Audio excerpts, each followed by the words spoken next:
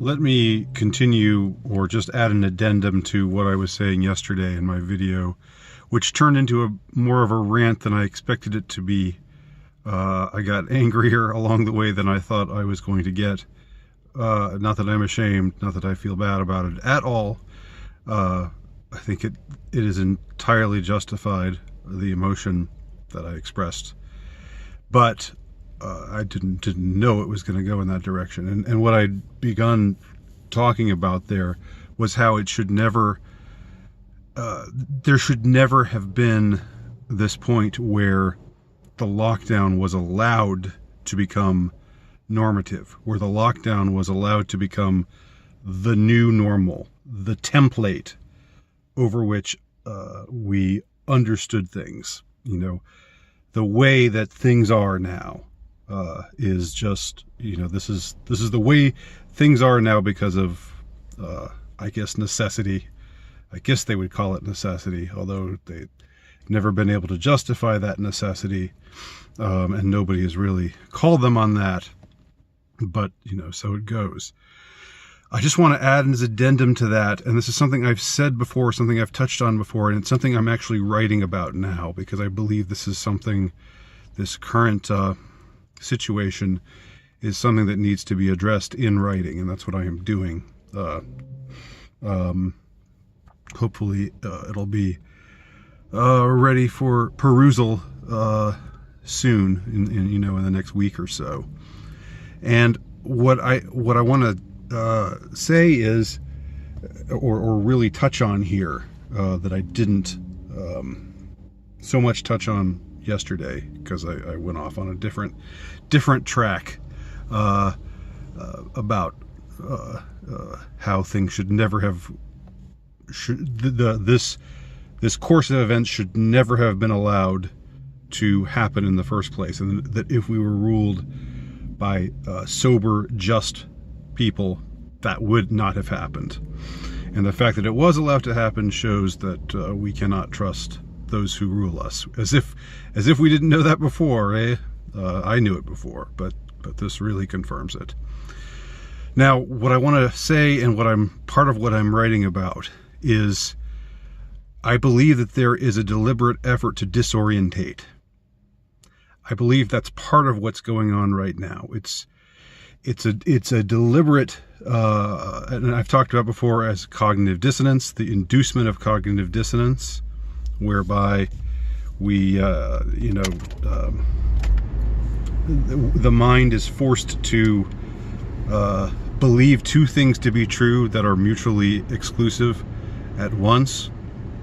So we're asked to believe, as I was saying, that social distancing is a thing to be, is gospel writ, that we have to follow the dictates of the CDC doctors who tell us to social distance, while construction workers working on seemingly inessential tasks daily. You'll see them in your town. Drive around and see if you don't see them in your town. They're not social distancing. They haven't been social distancing. Our leaders haven't been social distancing up on that tiny stage. So that's a giveaway right there as far as I'm concerned. But there are many other things, including, of course, that this supposed threat, this supposed health threat that was so threatening that everything had to be turned upside down, everything had to go topsy-turvy, everything had to be closed down, everything had to be shut down. And then, if you look at the actual numbers, it's nothing like that. It's nothing that justifies those kinds of actions.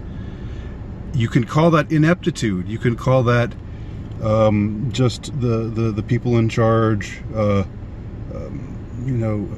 overestimating the effect that this so-called pandemic, if it is indeed a pandemic, was likely to have upon everybody. And yet the uniformity with which it was responded to in this way, not just in this country, but in so many countries across the world, that suggests to me that this was deliberate. This was predetermined or preconditioned. This was something that had been planned. So I believe, first of all, that you cannot trust the people who again arrogate to themselves the power of ruling us, the task, the responsibility of ruling us. But second of all, I believe that not just that we can't trust them, but that they are out to disorient us. They are out to they are they want to induce in us Stockholm syndrome, whereby they, our abusers, we end up turning to them as saviors, looking upon them as our friends and our compatriots and our wise, noble elders, and so forth. Isn't it interesting that Stockholm Syndrome is the title of the name of that phenomenon, where the country that Stockholm is in, Sweden, is the only country that I know of in the Western world that hasn't gone along with all of this. And I still don't know what that's all about, because it's not that I trust the rulers of Sweden any more than I trust the rulers of any other country. Something must be up there with that, but that's kind of interesting, isn't it? So I think that there's been this effort to disorientate, and I plan to elaborate on that in my writing, which hopefully should be out soon. So I just wanted to add that little addendum here. Thanks for watching. My name's Andy Nowicki. You can check out my work at altrightnovelist.com or lowstatusnovelist.blogspot.com.